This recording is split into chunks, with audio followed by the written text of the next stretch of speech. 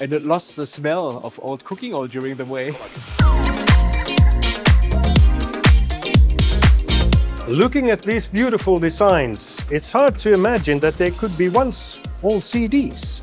So, the question is, how do you get from this to that?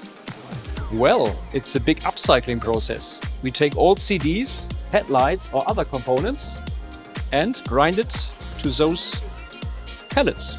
These pellets behave in the production like standard virgin material, but with a much lower CO2 footprint. Oh. And so we can make nice switches out of it. Amazing! Turning waste into something useful and even beautiful.